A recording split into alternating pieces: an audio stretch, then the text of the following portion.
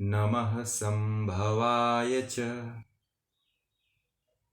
मयो भवाय च नमः शंकराय च मयस्कराय च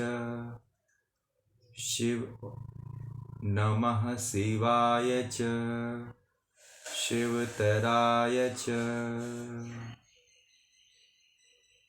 ओम शांति शांति शांति। भगवान शिव की वंदना करते हुए, प्रार्थना करते हुए हठ प्रदीपिका स्वाध्याय सत्र का आज 5वां सत्र प्रारंभ करते हैं। आसनों के कड़ी में आसनों के स्वरूप की व्याख्या चल रही थी। आसनों हठ प्रदीपिका में वर्णित आसनों के स्वरूप का संस्कृत आदि जो भी जितने भी विद्वान अपनी टीकाएं लिखे हैं उनके आधार पे, उनकी व्याख्या के आधार पे, टीका के आधार पे जो है आप लोगों को ये विशेष ज्ञान दिया जा रहा है। और पीछे वाले सत्र में जो है सिद्धासन चल रहा था। सिद्धासन सभी आसनों में, हठ प्रदीपिका में भी, गोरक्ष आदि संहिता में भी, गोरक्ष शतक में भी सिद्धासन को श्रेष्ठ आसन बताया गया है। घरंड संहिता में भी सिद्धासन को श्रेष्ठ आसन बताया गया है। लगभग जितने हठ योग के योगी रहे हैं सिद्धासन को प्रमुख कोटि में रखा है, महत्वपूर्ण कोटि में रखा है इसको। और ये सभी योगियों का बड़ा ही प्रिय आसन रहा है। किसी का माइक ऑन है वो अपना माइक बंद कर लीजिए। और दूसरी चीज, जितने लोग अभी जुड़ रहे हैं ना तो वीडियो ऑन कर लीजिए।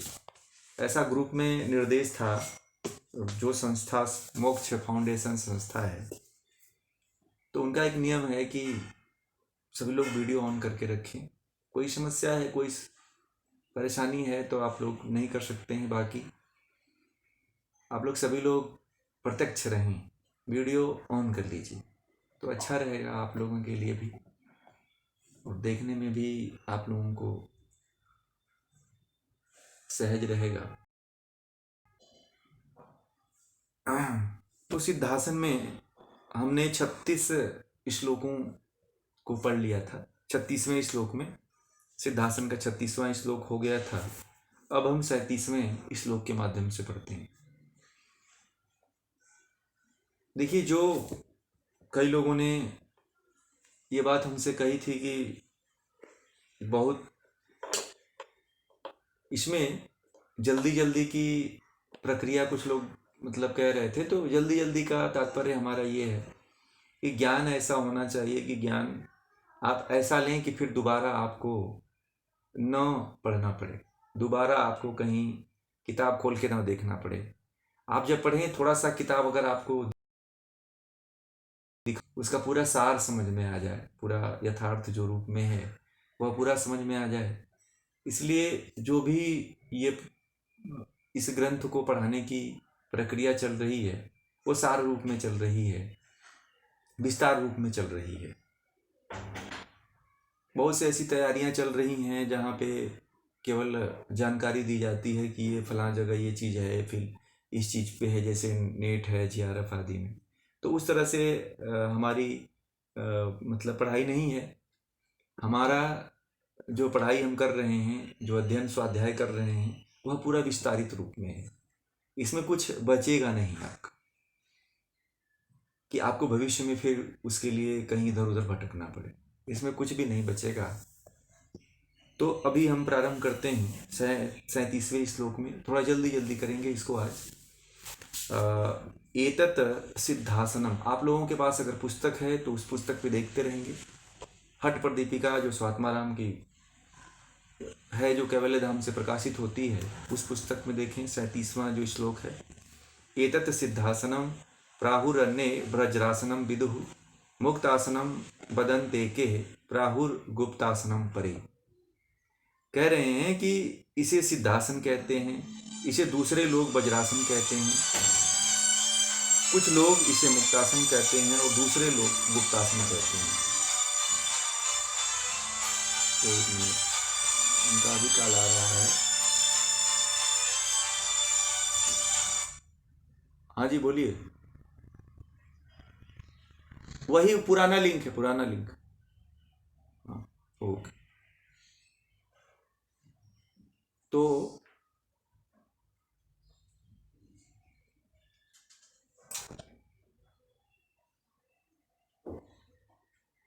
एक मिनट, इसमें गड़बड़ हो जाता है, एक बार कॉल आ जाती है तो।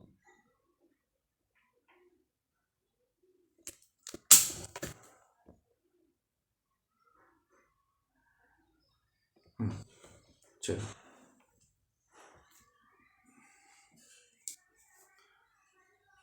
इसमें जो है सिद्धासन, इसे दूसरे लोग वज्रासन भी कहते हैं, कुछ विद्वान जो है, कुछ योगी जो है इसे वज्रासन भी कहते हैं, कुछ मुक्तासन भी कहते हैं, दूसरे लोग इसे वो कैसे कहते हैं उसमें अलग अलग भेद है। मैंने इसको जानने की कोशिश किया कि वो कौन कौन से अलग अलग, जो ज्योत्सना ब्रह्मानंद की जो ज्योत्सना टीका आदि टीका है उसमें भी इसके बारे में वर्णन किया गया है, उसमें भी मैंने काफ़ी इसको देखने का जानने का प्रयास किया। तो इसमें यह है कि सिद्धासन किसे कहते हैं। तो एक बात आती है कि बाएं पैर की एड़ी को लिंग स्थान पर लगाकर, दक्षिण पाद पैर की एड़ी को लिंग के ऊपर रखकर स्थित हो, वह सिद्धासन है जो हठ प्रदीपिका के अनुसार है। यह जो है यही इसको सिद्धासन हठ प्रदीपिका के अनुसार कहते हैं। दूसरा जो वज्रासन, कुछ लोग जो इसको वज्रासन कहते हैं, तो उसकी प्रक्रिया क्या है, उसमें बाएं एड़ी को लिंग के स्थान में तथा दक्षिण पैर की एड़ी को लिंग के ऊपर लगाकर स्थित करें।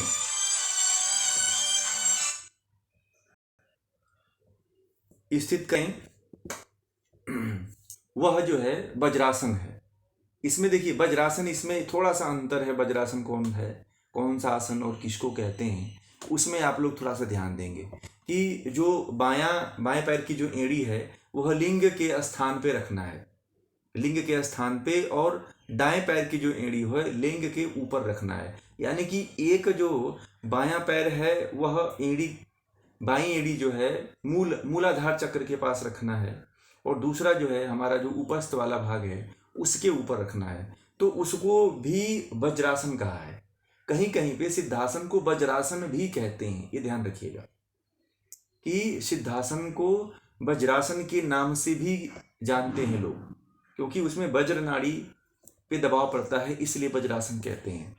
दूसरा इसे जहाँ और इन दोनों में जो ऊपर जो बताया, जो वज्रासन बताया और ये जो सिद्धासन बताया, इन दोनों में कोई भेद नहीं दिख रहा है क्योंकि दोनों सेम है। तो इसलिए कहीं कहीं पे अगर वज्रासन नाम आता है सिद्धासन के साथ जोड़ करके देखा जाता है, तो वहाँ पे आप लोग वज्रासन और सिद्धासन को एक ही मानिएगा। कहीं कहीं पुस्तकों में ऐसा वर्णन आता है, बाकी सिद्धासन अलग ही आता है। कुछ लोग वज्रासन को भी सिद्धासन कहते हैं और क्रिया जो करते हैं वो सिद्धासन की करते हैं, परंतु उसको बोलते हैं वज्रासन। तो इसमें आप लोग थोड़ा सा ध्यान दीजिएगा, हठ प्रदीपिका पढ़े हुए हैं तो इसमें आप लोगों को जानकारी ये होनी जरूरी है। फिर एक बात और आती है, एक और मत के अनुसार कहा है कि जहाँ दक्षिण और दाहिना पैर और बायां पैर एड़ी को मिलाकर ऊपर नीचे योनि के मूल स्थान में लगाते हैं, वह मुक्तासन कहा जाता है। इसी सिद्धासन को मुक्तासन भी कहते हैं। कैसे क्या कहते हैं, जैसे मान लीजिए कि ये दाहिनी एड़ी है, ये हाथ हमारा दाहिनी एड़ी, ये बाईं एड़ी, ठीक है, ये बाईं एड़ी हो गई। इसी को जो है मूलाधार में लगा देते हैं, ठीक है, इसी को मूलाधार में लगा देते हैं, तो इसे जो है मुक्तासन कहते हैं। दोनों को थोड़ा सा कठिन है कि दोनों एड़ियां जब मिल जाएं तब जाकर के उसको मूलाधार में लगाने पे तब ये जो है मुक्तासन बनता है। ये भी इसी तरह से भी कुछ योगी जो है हठ योग के, जो हठ परंपरा के जो योगी हैं वो भी इसको इस तरह से करते हैं और उसको मुक्तासन भी कहते हैं।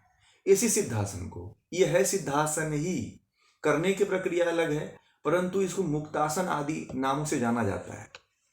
तो इसमें आप लोग कोई भी भेद न करें वह सिद्धासन श्रेणी में ही है, और इसे सिद्धासन ही एक तरह से माने, परंतु इसकी जो करने की विधि है और बोलने की जो विधि है वो मुक्तासन की। इस अन्य टेक्स्ट बुकों में जो आप ढूंढेंगे तो इसे मुक्तासन कहते हैं। फिर एक और मत, जैसे कि पूर्व एक और मत है कि पूर्व रीति से दोनों एड़ियों को लिंग के ऊपर रखकर स्थित करके अगर करते हैं, एक तो मूलाधार लगाते हैं और दूसरा जो है दोनों एड़ियों को मिला देते हैं ऐसे, और ये जो अपना नाभि एकदम जैसे कमर के नीचे से थोड़ा सा ऊपर वाला जो ऊपर जो हमारा जननेंद्रिय पार्ट है उसके ऊपर दोनों एड़ियों को रख लेते हैं, तो यह जो बनता है आसन वह गुप्तासन बनता है। इसको गुप्तासन कहते हैं। अगर कहीं पे अगर आपको गुप्तासन, मुक्तासन, वज्रासन अगर इस तरह से कहीं नाम आता है योग में, और उसको कहीं पे आता है कि क्या इनको सिद्धासन की श्रेणी में रखा जाता है या इन्हें सिद्धासन कहा जाता है, तो आप वहां पे इन विधि, अगर ये विधि दिखती है, इस तरह की प्रक्रिया दिखती है, तो आप उसे सिद्धासन ही माने। तो में यहाँ पे 37वें श्लोक में इसके बारे में बताया गया है। बाकी कैवल्य धाम की जो पुस्तक में बताया है, पहला वाला जो विधि बताया है उस वही मतलब बहुप्रचलित है, सबसे अधिक वही विधि प्रचलित है। बाकी इस जो तीन जो प्रक्रिया मैंने बताया आपको, दो प्रक्रिया जो बताया आपको, दो प्रक्रिया वाली जो सिद्धासन लगाने की, यानी कि जिसको गुप्तासन और मुक्तासन कहते हैं, बहुत कम लोग लगाते हैं। इसमें ये भी बहुत आसान है और इसमें भी वही लाभ होता है जो पहले वाली विधि से होता है। तो इसमें इस विधि को देख करके आप इसमें भयभीत ना हो, इसमें सशंकित ना हो कि इसको करने से फायदा होगा कि नहीं होगा, इसको करना चाहिए कि नहीं करना चाहिए। इसको भी कर सकते हैं जिसमें आपकी सहजता बने। दोनों एड़ी मिला करके आप या तो मूलाधार में लगा लें या तो स्वादिष्ठान के ऊपर रख लें, तो भी सिद्धासन हो जाता है। ऐसा योगियों का मत रहा है और ऐसे योगियों ने इस तरह से करके इस चीज को सिद्ध किया भी है। इन आसनों को, सिद्धासन को जो है आगे जो है सिद्ध किया हुआ भी है। अब सिद्धासन की यहाँ पे प्रशंसा करते हुए 38वें श्लोक में कह रहे हैं कि आगे हम इस 38वें श्लोक को पढ़ते हैं कि यमेषु मिताहार अहिंसा निमेष विव मुख्यम सर्वासन नेसु एकम सिद्धासनम मुख्यम विदुः। ये 38वें श्लोक में कह रहे हैं कि जिस प्रकार 10 यमों में यानी कि 10 यमों में मिताहार और नियमों में अहिंसा श्रेष्ठ है, उसी प्रकार सिद्धों का सिद्धासन भी सभी आसनों में महत्वपूर्ण आसन है। इसकी प्रशंसा और इसकी प्रमुखता को बता रहे हैं कि जैसे 10 यमों में मिताहार श्रेष्ठ है, नियमों में अहिंसा श्रेष्ठ है, वैसे ही लगभग जितने भी आसन 15 आसन जो बताए गए हैं अटपटदीपिका में, उन सभी आसनों में ये जो सिद्धासन है वह सबसे अति महत्वपूर्ण आसन बताया गया है। अब जो है ये एक नियम है, यम और नियम के बारे में इसी श्लोक के माध्यम से हमने आपको आसन जब शुरुआत हो रहा था तो मैंने पढ़ाया था कि 10 प्रकार के जो यम थे और 10 प्रकार के जो नियम थे।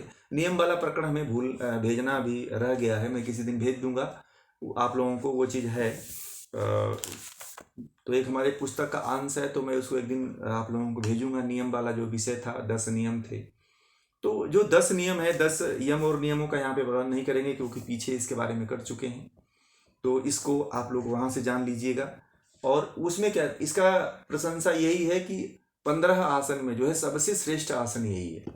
84 आसनों में, 32 आसनों में, फिर 15 आसनों में भी सबसे श्रेष्ठ अगर कोई आसन है तो वह जो है सिद्धासन है।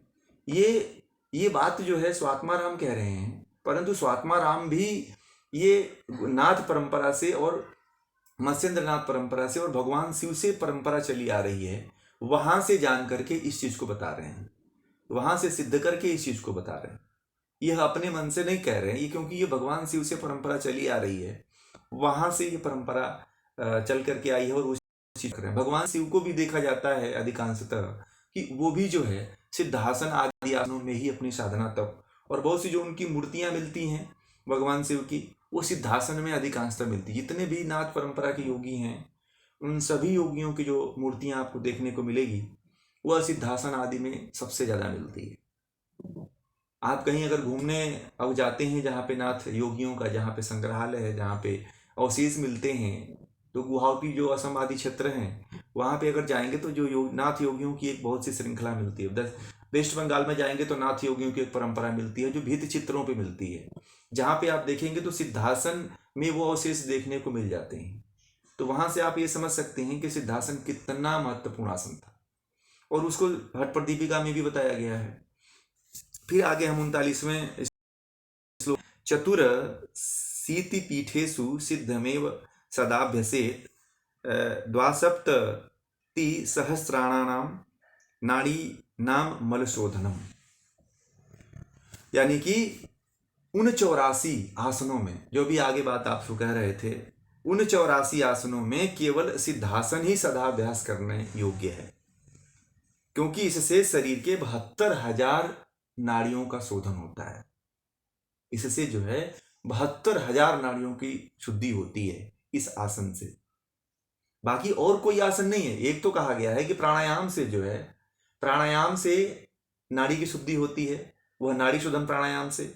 बाकी यहाँ पे कह रहे हैं कि सिद्धासन से, देखिए अब आपको ये बहुत ही महत्वपूर्ण विषय ये है कि आप लोगों को ये जरूर जानना चाहिए कि कौन सा ऐसा आसन है जिससे 72,000 जो है नाड़ियों की, मलों की शुद्धि होती है। नाड़ियों में जो मल हैं उन मलों की शुद्धि होती है।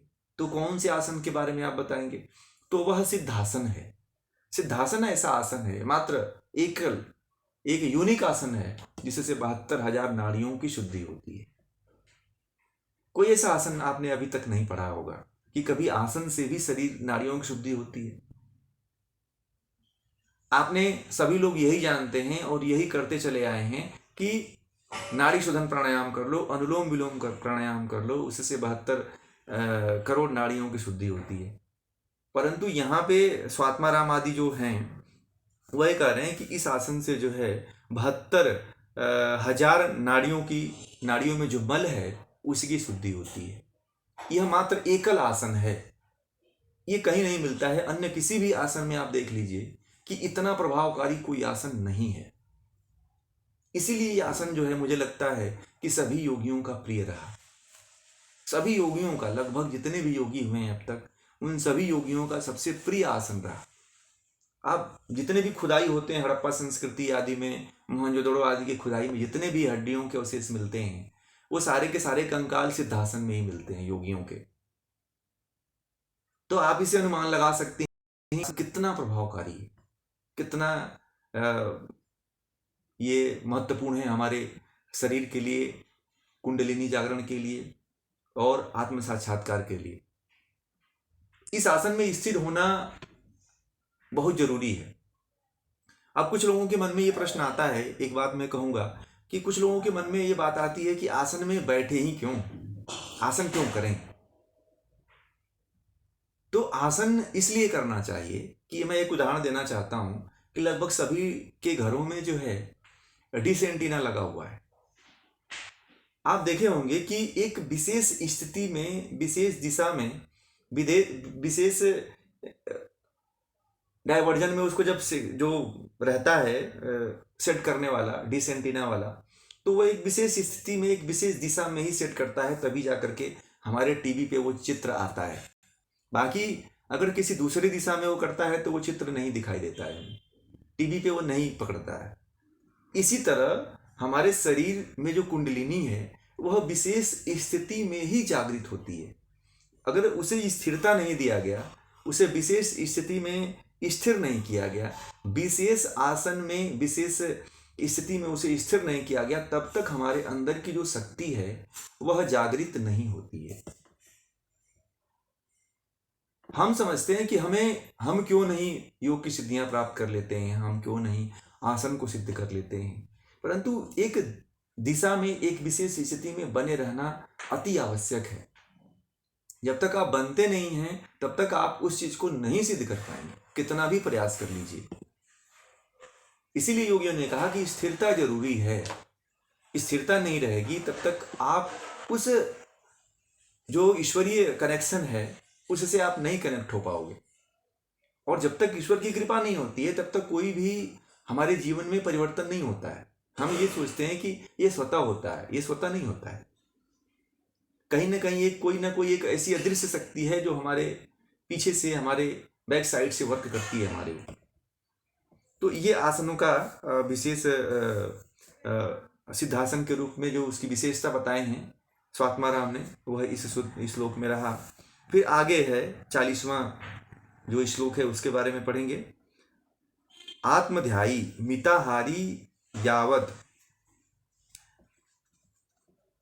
द्वादश वत्सरम सदा सिद्धासनाभ्यास शाद्दा योगी निष्पत्ति माप्नुयात् किम अन्यर बहुर्भिः पीठय सिद्धय सिद्धासने सति।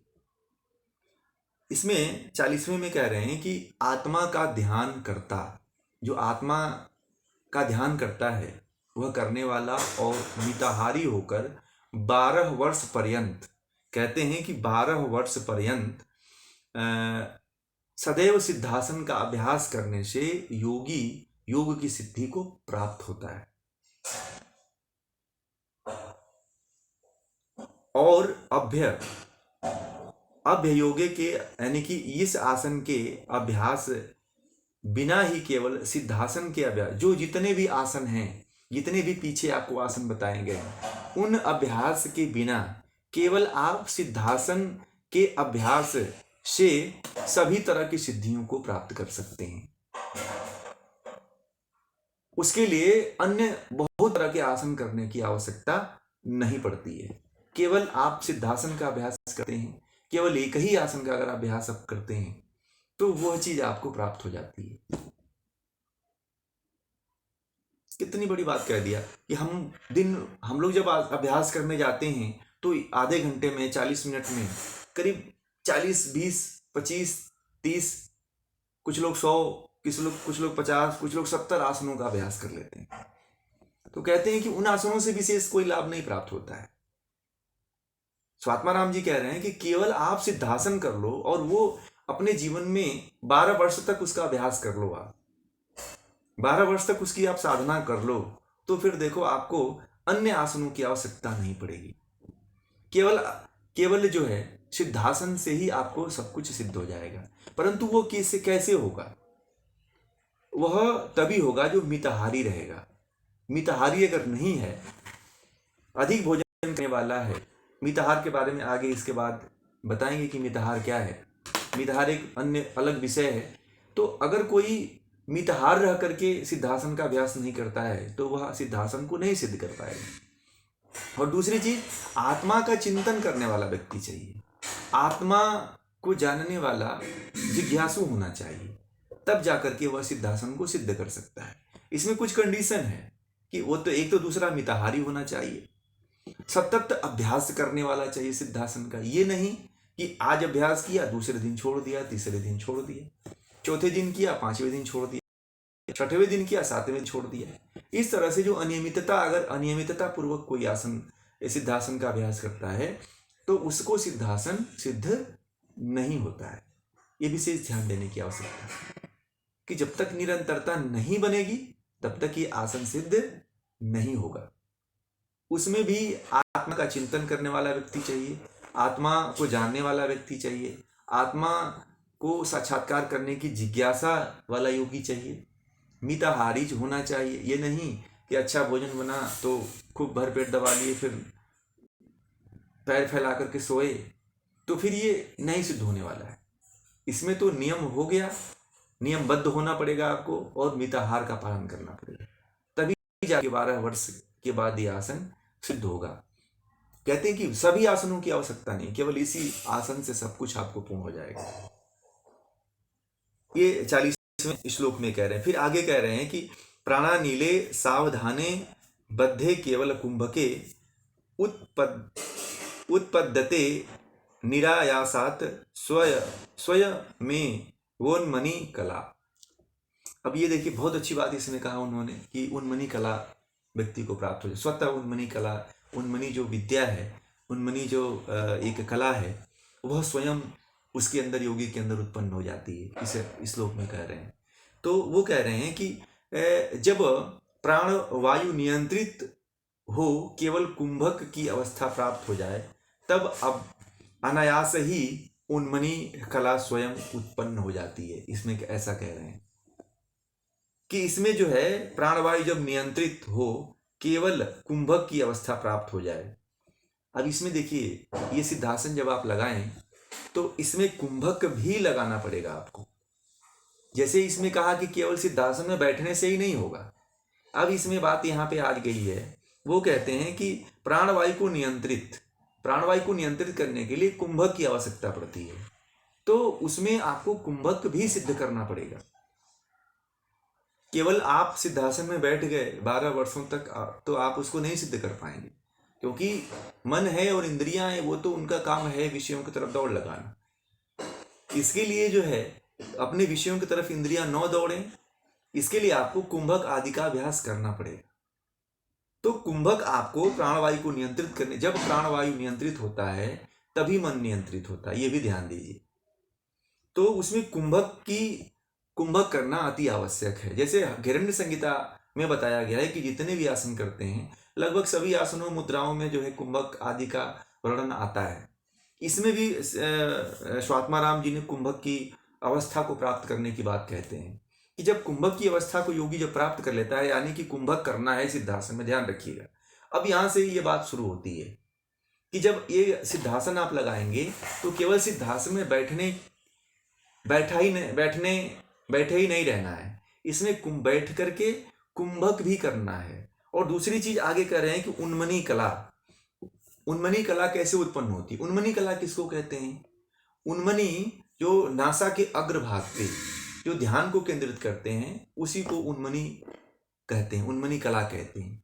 तो जो कुछ योगी तो ऐसे होते हैं कि नासा के अग्र भाग पे ध्यान करते हैं, अभ्यास के द्वारा करते हैं, परंतु ये कह रहे हैं कि सिद्धासन में अगर कोई योगी कुंभक आदि अवस्था को जब प्राप्त कर लेता है तो वो जो उन्मनी ध्यान विद्या है, ध्यान कला है, वह स्वतः ही हो जाती है, उसको करना नहीं पड़ता है। स्वात्माराम आदि योगी जो है, शायद जब कुंभक सिद्धासन जब कर रहे होंगे तो उनके साथ ऐसी घटित हुआ होगा ऐसी बातें, तो उन्होंने वर्णन किया है।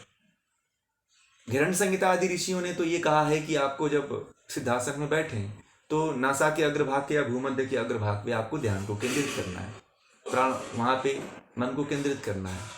परंतु ये कह रहे हैं कि आप कुंभक लगा रहे हो तो कुंभक लगाने के बाद स्वतः ही जो है उन्मनी कला घटित हो जाती है, उन्मनी कला लग जाती है। नासा के अग्रभाग पे ध्यान को केंद्रित करना ही उन्मनी कला कहलाती है। ये ध्यान रखिएगा, इसको नोट करते चलिए आप लोग। ठीक है, अब हम चलते हैं कि 42वें श्लोक में।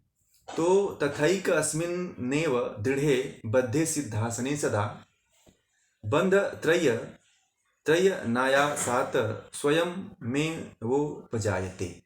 42वें श्लोक में इस प्रकार कह रहे हैं कि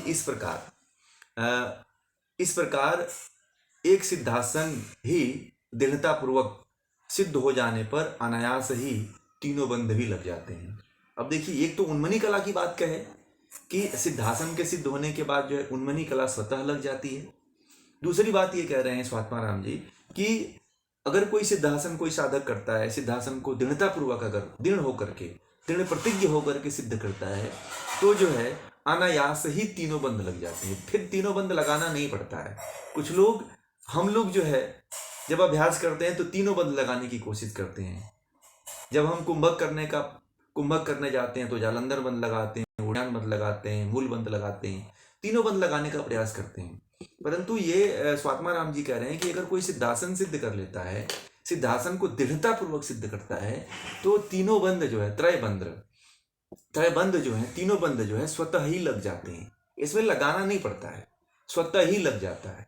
यानी कि यह जैसे सिद्धियां क्रिया करने से सिद्ध हो जाती हैं योग दर्शन में, वैसे ही जो है हठ प्रदीपिका में सिद्धासन करने से जो है उन्मनी कला और ये जो है त्रिबंध, तीनों बंध जो है स्वतः लग जाते हैं।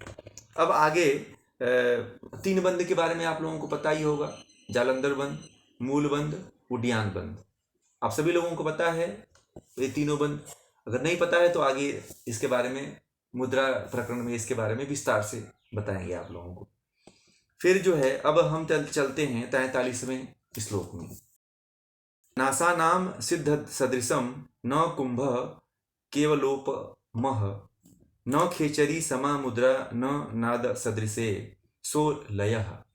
अब ये इसमें कह रहे हैं कि सिद्धासन के समान कोई आसन नहीं, केवल कुंभक के समान कोई कुंभक नहीं, खेचरी मुद्रा के समान कोई मुद्रा नहीं, तथा नाद के समान कोई लय नहीं। कह रहे हैं कि सिद्धासन के समान कोई आसन नहीं। देखिए आसनों में गिनती करा रहे हैं, 4 जो अंग है हठ प्रदीपिका के, उसमें कौन कौन से सबसे प्रमुख है, कौन कौन उसमें सबका राजा है, सबसे प्रमुख कौन कौन से है, उसके बारे में कह रहे हैं। ये बहुत जानने वाला आप लोगों के लिए बहुत महत्वपूर्ण विषय है, इसको आप लोग नोट भी चाहे तो कर सकते हैं। कहते हैं कि सिद्धासन के समान कोई आसन नहीं है। दूसरा, कुंभक के समान कोई केवली कुंभक, कह रहे हैं केवली जो कुंभक है, केवली प्राणायाम है, उसके समान कोई दूसरा कुंभक नहीं, यानी कि प्राणायाम नहीं। फिर कह रहे हैं खेचरी मुद्रा के समान कोई मुद्रा नहीं है। फिर आगे कह रहे हैं कि नाद के समान कोई लय नहीं। इतने भी नाद चलते हैं ब्रह्मांड में, वह नाद के समान कोई लय योग में कोई नाद नहीं है। तो ये चारों जो हमारे अंग हैं, उन अंगों में जो प्रमुख हैं, उन सभी के बारे में ये तुलना करके सोच रहे हैं। वह क्यों कह रहे हैं कि सिद्धासन की महिमा को बता रहे हैं कि सिद्धासन इतना महत्वपूर्ण है कि आप सिद्धासन को ही केवल कर लीजिए तो आपको लगभग सभी चीजें प्राप्त होने लगती हैं। तो सिद्धासन को प्रमुखता बताने के लिए सिद्धासन पे सबसे अधिक हठ प्रदीपिका में फोर्स दिया गया है। इतना किसी भी आसन के बारे में नहीं है इतना इस हठ प्रदीपिका में। लगभग मुझे लगता है कि सबसे अधिक अगर श्लोक अगर फातिमा राम जी ने वर्णन किया है तो वह सिद्धासन के ऊपर ही है। सिद्धासन के ऊपर उन्होंने बहुत अधिक फोर्स किया है, सिद्धासन के ऊपर उन्होंने बहुत अधिक वर्णन किया हुआ है, और सिद्धासन के हर एक पक्ष को उन्होंने बताया है। कोई ऐसा पक्ष नहीं है जो सिद्धासन का उन्होंने छोड़ा है। इसलिए सिद्धासन को आप लोग भी अति महत्वपूर्ण समझिए और अपने जीवन में सिद्धासन को उपयोग लाने का प्रयास करिए कि हम भी इसको अपने जीवन में उपयोग में लाएं। इस तरह से ये सिद्धासन पूरा होता है। अब हम चलते हैं जो 4 आसन जो बताए हैं हठ प्रदीपिका के 15 आसनों में जो प्रमुख हैं, उनमें पद्मासन पे हम लोग आते हैं। अगला जो आसन है वो पद्मासन। तो पद्मासन के रूप में देखते हैं, इसमें 44वां श्लोक है, उसको हम पढ़ते हैं। आप लोग ध्यान दिया करिए इस श्लोक पे, क्योंकि उस श्लोक से बहुत कुछ समझ में आने लगता है। जो व्याख्या में गलतियां रहती हैं वो फिर इस श्लोक के माध्यम से सुधार में आ जाती है। इसलिए इस श्लोक के माध्यम से हम पढ़ाते हैं कि जो यथार्थ है वही आप जानें। वामो रूपरी दक्षिणम च चरणम संस्थाप्य वाम च दक्षो रूपरी पश्चिमेन विधिना धृत्वा कराभ्याम दृढ़म अंगुष्ठो हृदये निधाय चिबुकम नासाग्रम मां लोकएत एतद व्याधि विनाशकारी यामिनाम पद्मासनम प्रोच्यते। इसमें कह रहे हैं कि बाईं जांघ के ऊपर दायां पांव, ये तो जैसा आप लोग करते हैं कि बाईं जांघ के ऊपर दाहिना पांव तथा दाहिने जांघ के ऊपर बायां पांव स्थापित कर दोनों हाथों को पीछे की ओर ले जाकर दाहिने हाथ से बाएं अंगूठे को तथा बाएं हाथ से बाएं अंगूठे को दृढ़ता से पकड़ने के पश्चात हृदय प्रदेश पर ठुड्ढी यानी कि जालंधर बंद लगाकर नासाग्र पे, नासा के अग्रभाग पे, वही उन्मनी कला, नासा के अग्रभाग पे पद्मासन सिद्ध होता है। योगियों के द्वारा कथित पद्मासन सभी रोगों को नष्ट करने वाला होता है। तो जैसे आप लोग पद्मासन करते हैं लगभग वही है, इसकी विशेष अंतर नहीं दिखता है। अब इसमें उन्होंने कहा है कि बाईं जांघ के ऊपर दाहिने को रखते हैं। ये विशेष ध्यान रखिएगा कि जब आप पद्मासन करें तो बाईं जांघ के ऊपर दाहिना जांघ भी रखें और दाहिने जांघ के ऊपर बाईं जांघ रखें। फिर हाथ को पीछे से पकड़ करके ऐसे क्रॉस करके बाएं हाथ से जो है बाएं अंगूठे को और दाहिने हाथ से दाएं अंगूठे को ऐसे पकड़ करके पीछे से कमर सीधी करके, और उसके बाद से है दाढ़ी को जो है हृदय में लगा करके, चिबूक में यानी कि यहाँ पे कंठकूप में लगा करके नासा के अग्रभाग में आंख खोल करके देखना है आप। नासा के अग्रभाग में यानी कि उन्मनी जो कला है वहां पे अब उन्मनी कला को आपको लगाना है। यह पद्मासन की विधि बताया है। वो ये भी कह रहे हैं कि इस पद्मासन को लगाने से जो है सभी प्रकार के रोग नष्ट होते हैं, एक प्रकार का नहीं। इसमें रोगों के सभी अन्य अन्य रोगों की गिनती नहीं गिनाए। स्वात्माराम ने कहा कि पद्मासन से सभी तरह के रोग नष्ट हो जाते हैं। तो ये पद्मासन के बारे में उन्होंने कहा है। बाकी अन्य मत भी इसमें मतांतरे भी हैं, यानी कि अन्य विद्वान भी इस आसन के प्रति अपना अपना मत देते हैं, अपने अपने मत के बारे में वर्णन करते हैं। जो अभी आपने हठ प्रदीपिका में पद्मासन के बारे में पढ़ा वो सब लगभग कोई नहीं वैसे लगाता है, उसको शायद बद्ध पद्मासन के नाम से लोग जानते हैं। परंतु जो अभी प्रचलित है जो अन्य मतांतर में, उसके बारे में भी स्वात्माराम ने वर्णन किया 45वें और 46वें श्लोक में। और लगभग इसी जो 45वें और 46वें श्लोक में बताया है ऐसे ही लगभग सभी लोग पद्मासन करते हैं। तो आगे हम चलते हैं, इसके बारे में पढ़ते हैं। उत्तानौ चरणौ कृत्वा उरु संस्थौ प्रयत्नतः उरु मध्ये तथोतानौ पाणी कृत्वा ततो कृशौ दृशौ नासाग्रे विन्यसेन्द्रा जयंत मूले तु जिह्वयः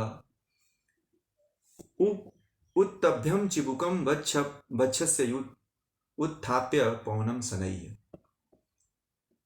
अब उसमें कह रहे हैं कि दोनों पैर के तलवों को ऊपर की ओर करके, दोनों पैरों की तलवों को ऊपर की ओर करके यत्न पूर्वक विपरीत जंघाओं पर रखकर एवं ठुड्डी को हृदय प्रदेश में स्थापित कर एक हथेली को दूसरी हथेली पर विन्यस्त करते हुए जंघा के मध्य में रखकर प्राण को धीरे धीरे उठाकर नासाग्र दृष्टि पर रखते हुए जीभ को तालू में लगाएं।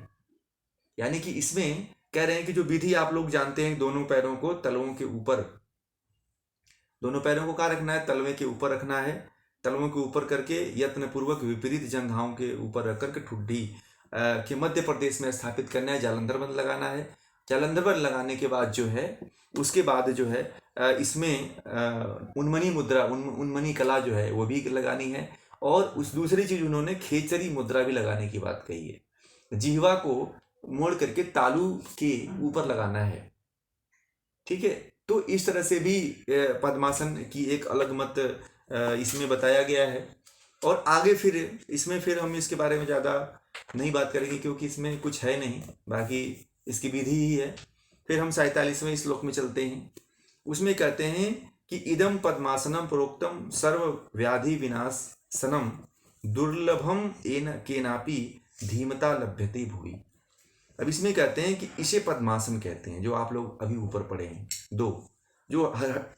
जो आप लोगों को स्वात्माराम जी द्वारा बताया हुआ है पहला जो प्रकरण है वही हठ प्रदीपिका के अनुसार है, ध्यान रखिएगा। इसके 45वें और 46वें के अनुसार आप लोग मत भ्रम में पढ़िएगा। जो पहला है उसी को स्वात्माराम के अनुसार मानिएगा। ठीक है, जो सभी प्रकार के व्याधियों को नष्ट करने वाला होता है। सभी लोग प्राप्त नहीं कर सकते, और संसार के कुछ बुद्धिमान लोगों के द्वारा ही पद्मासन को प्राप्त किया जाता है, सिद्ध किया जाता है। यह सभी लोग इसको नहीं सिद्ध कर सकते क्योंकि इसके गुण धर्म को सभी लोग नहीं जानते हैं। अर्थात सभी लोग भी इसको पद्मासन को देखिए बहुत लोग नहीं लगा पाते हैं। पद्मासन ऐसा आसन है कि इसमें किसी के घुटने की तकलीफ है, किसी के थाई मोटे हैं, कोई बहुत देर तक नहीं बैठ पाता है, किसी के घुटने में दर्द आ जाता है, खिंच जाते हैं नसें, तो लगभग सभी लोग इस आसन को नहीं कर पाते हैं। परंतु सिद्धासन जो है ना, लगभग सभी लोग लगा सकते हैं। सिद्धासन में कोई तकलीफ नहीं आती है। अगर अभ्यास किया जाए तो सिद्धासन बड़ा ही आसान आसन है। परंतु पद्मासन में थोड़ी सी समस्या सबके लिए आती है। वही कह रहे हैं कि पद्मासन सभी लोग नहीं कर पाएंगे क्योंकि उसमें करने में थोड़ी सी किसी को घुटने की तकलीफ है, किसी का थाई मोटा हो गया है, किसी का पैर ज्यादा अकड़ गया है, तो वो भी नहीं कर सकता है। उसी के बारे में ये बात कह रहे हैं। और उसमें एक विशेषता ये बता रहे हैं कि ये सभी तरह के रोगों को नष्ट करता है।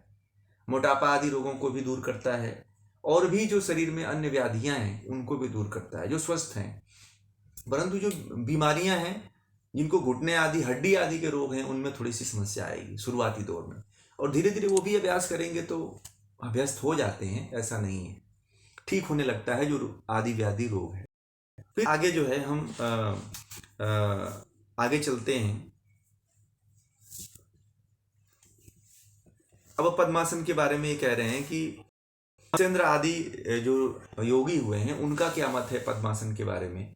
यह 48वें श्लोक में कह रहे हैं कि मत्स्येंद्र नाथ जो आदि योगी हुए उनका क्या मत है इसके बारे में। तो कह रहे हैं कि कृत्वा संपुटितौ करौ दृढ़तरम बद्ध्वा तु पद्मासनम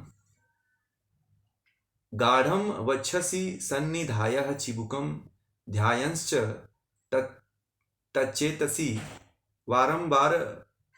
बारंबारं पान मूर्ध्वं नीलं प्रोत्त सारयन पूरितं न्यचन प्राणमुपैति बोध मतुलं शक्ति प्रभावान नरः।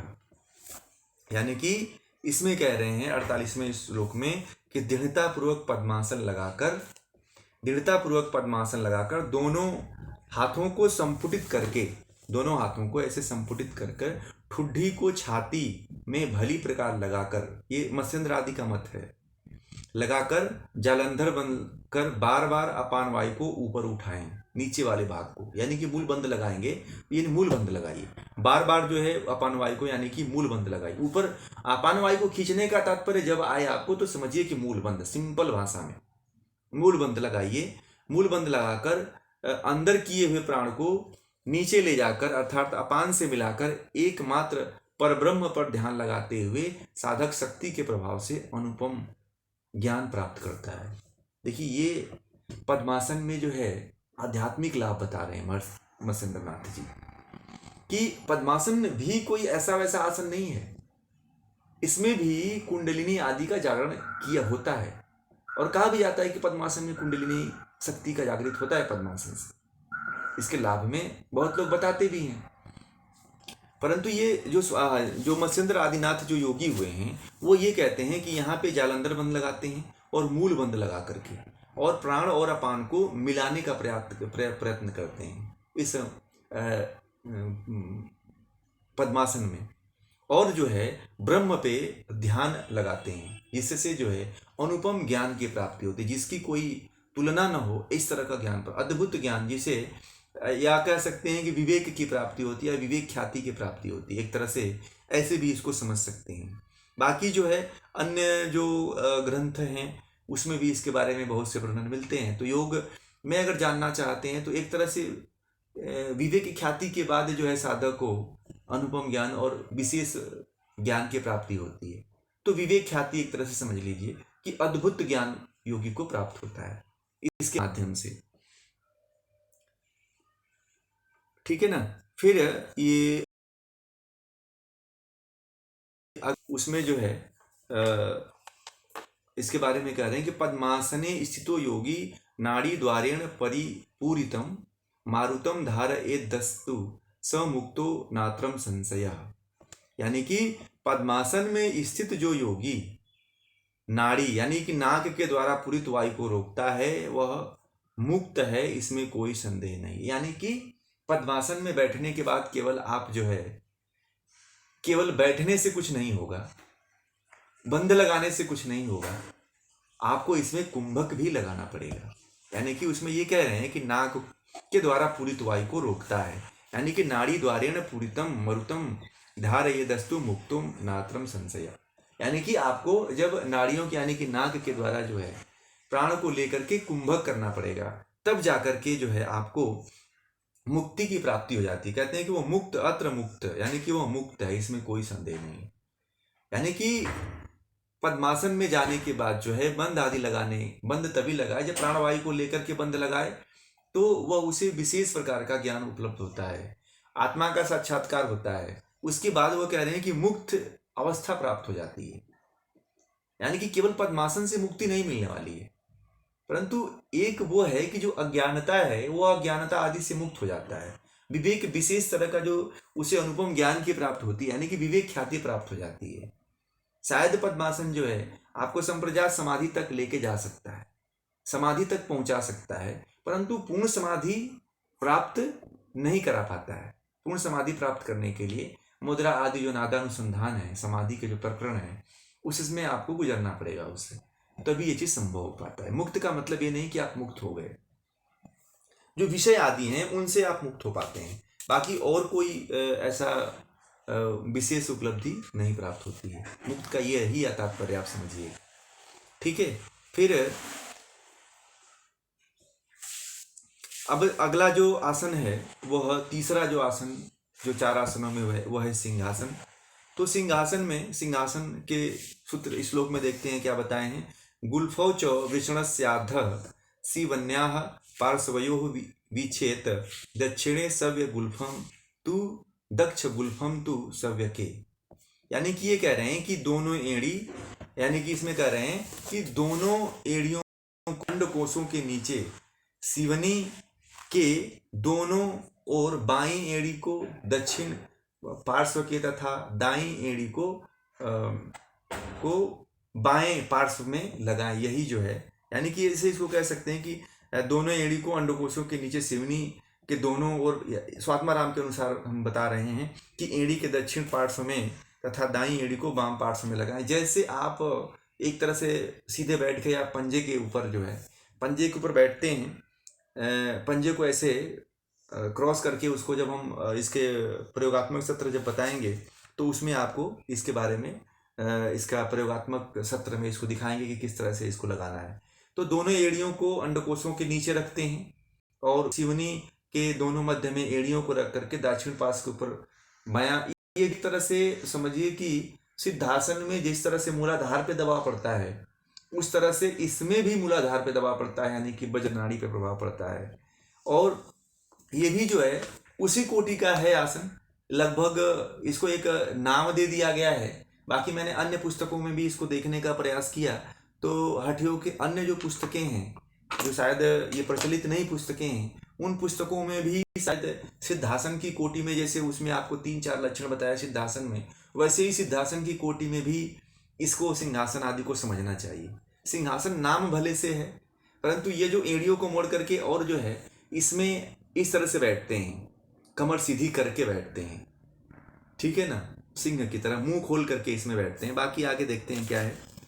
तो अभी ये तो अभी एक है 50वां। अब 51 में हस्तौ तु जानवो संस्थाप्य स्वांगुली संप्रसार्य च व्याक्तवक्त्रो निरीक्षयेत नासाग्रम तु समाहित। यानी कि दोनों हाथों को घुटनों पर रखकर सभी अंगुलियों को फैलाएं। ऐसे वज्रासन की स्थिति होती है, उसको क्रॉस कर देते हैं एड़ियों को जो बैठते हैं, फिर हाथों को फैला करके उसके ऊपर दोनों जंघों जहाँ घुटनों के ऊपर हाथ को रखते हैं, अंगुलियों को फैला देते हैं, अंगुलियों को हाथ के ऊपर ऐसे फैला देते हैं और मुख को चौड़ा करके खोल करके ऐसे खोल देते हैं और नासा के अग्रभाग पे देखते हैं, ठीक है। इसमें कहीं कहीं पे जीभ नोल निकाल लेते हैं। जीभ निकालने की बात हठपट दीपिका में नहीं कही गई है, मुंह को खोलने की बात कही गई है, और मुंह को खोल करके नासा के अग्रभाग पे दृष्टि रखनी चाहिए, नासा के अग्रभाग पे दृष्टि देखनी चाहिए, तब जाकर के यह सिंहासन जो है पूर्ण होता है, ठीक है। आप कुछ लोग जीभ को बाहर निकाल देते हैं, तो जीभ को नहीं निकालना है, ये ध्यान रखिए। सिंहासन में जीभ को निकालने की बात नहीं कही गई है, मुंह को खोलने की। यहाँ पे अगर आप श्लोक पढ़ेंगे, तू हस्तौ तू जानव संस्थाप्य स्वांगुली संप्रसार्यश्च व्याक्त वक्त्रो निरीक्षयेत। यानी कि व्याक्त वक्त्रो मतलब कि मुंह को, यानी कि यहाँ पे सीधे लिखा है मुंह को चौड़ा खोलकर, मुंह को खोल करके, ठीक है ना, यानी कि मुंह को खोलने की बात कही है। यहाँ पे जीवा आदि का वर्णन नहीं लिखा हुआ है कि जीभ को बाहर निकाल करके लार टपकाएं, ऐसा कहीं वर्णन नहीं होता है। वो अलग अलग जो आधुनिक युग के योगी हुए हैं उनका अपना अपना विशेष मत है, उन्होंने ऐसा शायद सिद्ध किया होगा, साधना किया होगा, तो उनको विशेष बल प्राप्त हुए होंगे। परंतु जो स्वात्मा रामादि के द्वारा जो परंपरा चली आ रही है उसमें जो है, उस क्रिया में जो है केवल मुख खोलते हैं। सिंहासन में विशेष ध्यान रखिएगा। फिर आगे जो है इसी क्रम में है 52 नंबर जो सूत्र श्लोक है, सिंहासनम भवेदेतत् पूजितम योगी पुंगवैय बंध त्रितय संधानम कुरुते चासनोत्तमम। यानी कि श्रेष्ठ योगियों द्वारा पूजित यह सिंहासन कहलाता है। आसनों में उत्तम यह आसन तीनों बंधों के अभ्यास को सरल बनाता है। अब यहाँ पे पहले तो बंध स्वतः लग जाता है सिद्धासन में, परंतु ये आसन में देखिए कि यह आसन केवल बंध लगाने की सरलता हमें प्रदान करता है। यह आसन से हमें बंध नहीं स्वतः लगते हैं। सिद्धासन को करने से तो स्वतः बंध लग जाते हैं, परंतु जो पद्मासन करने से हमें पद्मासन करने से क्या प्राप्त होता है? पद्मासन करने से हमें जो है तीनों बंधों को लगाने की एक विशेष योग्यता प्राप्त होती है। सहायक हो जाता है, उसमें एक योग्यता प्रदान कर देता है जिससे कि हम बंध को आसानी से लगा लेते हैं। यह है पद्मासन। अब जो है अंतिम जो है आसन जो है सहट प्रदीपिका का जो 15वां आसन है वो भद्रासन। भद्रासन जो है 53-54 नंबर है, इसको भी पढ़ते हैं। उसके बाद हम इन आसन के प्रकरण को आज यहीं पे समाप्त करेंगे। तो गुल्फौ च वृषणस्याधः सीवन्याः पार्श्वयोः विच्छेद सव्य गुल्फम तथा सव्ये दक्ष गुल्फम तु दक्षिणे पार्श्वपादौ च पाणिप्याभ्यां दृढ़ं बद्ध्वा सुनिश्चिलं भद्रासनं भवेदेतत् सर्वव्याधि विनाशनम् मित्याहु रिंदम वै सिद्ध योगिनः।